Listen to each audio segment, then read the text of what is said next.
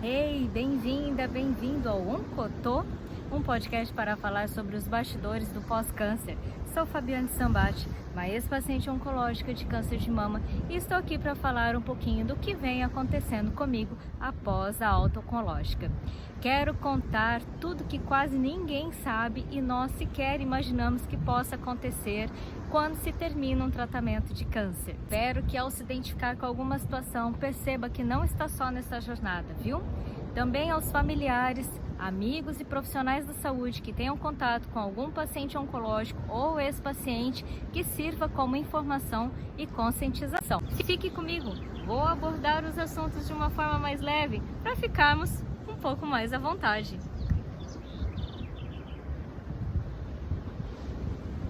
Episódio número 8: Os coleguinhas.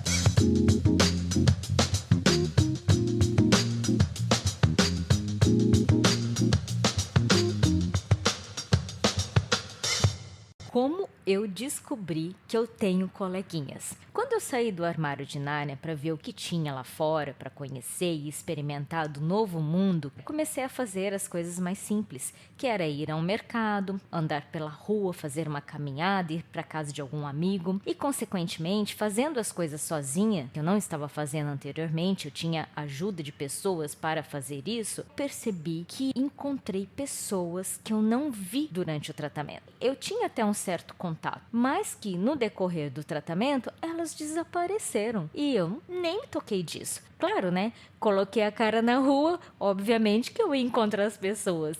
E aí começou pelo mercado. Primeira vez que eu fui no mercado, eu encontrei uma pessoa e a primeira coisa que ela fez quando ela me viu, ela mirou e veio diretamente falar: oi, tudo bom? E na sequência disso, pá, já lançou uma pergunta em cima: como que tá o meu tratamento? Por intermédio de terceiros, ficou sabendo que eu estava fazendo tratamento de câncer. Mas foi muito interessante porque a pessoa veio e quando eu olhei para ela, parecia que tinha ligado na minha testa uma luz de LED com um letreiro escrito câncer, câncer, e ficava piscando aqui na minha testa, porque a pessoa veio certeira em cima de mim para saber como que estava o meu tratamento. E eu, muito da troncha, fiquei sem reação. Era a primeira vez que eu estava pondo a cara na rua, assim, sozinha, toda independente. Vamos lá, vamos voltar ao ritmo, pá. Inocentemente, não fazia ideia de tudo que ia acontecer depois de um tratamento. Aí essa pessoa veio e começou a questionar. E eu me vi passando um relatório. Só que a palhaça que, ao invés de diminuir essa conversa e simplesmente dar uma saída pela direita, disse tudo. Comecei a falar do diagnóstico, do tratamento, da queda de cabelo que todo mundo pergunta, dos efeitos colaterais, aí por aí foi. Eu sei que eu fiquei assim, ó, minutos e minutos passando a resenha para essa pessoa. Até que chegou um determinado momento que eu percebi que a pessoa, no início, começou até a prestar atenção no que eu estava falando. Passado alguns minutos, era tanta informação que ela começou a se desinteressar. E eu só fui me dar conta disso na hora que eu já tinha terminado quase todo o relatório. Aí que eu me toquei. Falei, nossa, que troncha. Pra que eu tô gastando toda essa energia aqui, sendo que a pessoa não tá nem aí? Ela não vai fazer nada com essa informação. Ainda se ela fosse usar pra alguma coisa, mas não. Ela perguntou, na verdade, muito mais de curiosidade do que por empatia. E eu, inocentemente, achei que ela estava se importando. Resumo da história. Depois que terminou a conversa, que ela se despediu, terminei as coisas que eu tinha para fazer e fui para minha casa. Eu já estava exausta, guardei as coisas e fui descansar, porque o meu gasto de energia foi tão grande para ficar explicando para uma pessoa que sequer teve a sensibilidade de vir me procurar enquanto eu estava tratando para saber se estava tudo bem, se podia me ajudar com algo, ou simplesmente uma palavra de conforto, qualquer coisa, mas não depois querer saber todo um relatório. Gastei toda a minha energia daquele dia. No dia seguinte, eu fiquei analisando sobre a minha postura e me perguntando por que eu tinha feito aquilo comigo, sabe? Pra que ficar me desgastando para coisas irrelevantes? A partir desse momento, eu comecei a prestar atenção e detectar quem eram os coleguinhas. E tem um detalhe, viu? Tive amigos que eram bem mais próximos e quando descobriram que eu ia começar o tratamento, foram desaparecendo. E eu fui classificando essas pessoas também como coleguinhas, porque amigo que amigo fica, não fica? Não falha. Ele nem te olha como um doente, ele simplesmente continua te acompanhando, te ajuda nas suas limitações, nos momentos de dificuldade, como qualquer amigo faz, independente de estar em um tratamento ou não. Comecei então a perceber a diferença entre ter amigos e ter coleguinhas. Descobri que eu tenho muitos coleguinhas. Com o passar do tempo, fui detectando cada um deles. E cada vez que acontecia um episódio desse, a hora que a pessoa via aquela luz de LED, eu já pensava assim, lá vem mais um. Como é que eu vou fazer com essa criatura? Dá vontade de pedir o endereço de e-mail e falar, olha, deixa eu te mandar um relatório oncológico, fica mais fácil. Aí tu vai lá, pega esse relatório, dá uma lida, faz o que quiser com ele. Se pelo menos essa pessoa fosse usar isso pra alguma coisa, ainda beleza. Mas a maioria te perguntam, não sei se é por educação ou é porque fica sem jeito, não sabe como lidar com a situação, não sabe o que perguntar, fica cutucando a ferida. Eu entendi que eu também podia fazer isso. E eu usei como estratégia. Toda vez que um coleguinha chegava perto de mim, respondia o oi, tudo bem? E sem deixar que essa pessoa tocasse no assunto do câncer, eu já atacava. E ia lá na ferida da pessoa. Muitas vezes eu nem sabia como estava a vida, mas só de começar a conversar um pouquinho, eu já tinha uma brecha. Contra-atacava. O que a pessoa fazia? Como todo mundo, quando se mexe numa ferida, ela não quer falar sobre as sombras. Sai de fininho. Com isso, eu entendi que era a melhor estratégia que eu podia usar para cair fora dessas situações, porque aquilo me incomodava demais. Cada vez que eu encontrava um coleguinha desse e ficava me enchendo o saco para saber como tinha sido meu tratamento ou em que momento que eu estava, eu voltava para casa desgastada. Comecei a perceber que não era só o desgaste. O que começou a me perturbar mais foram os gatilhos que esses coleguinhas começaram a disparar na minha mente. Isso foi o pior de tudo.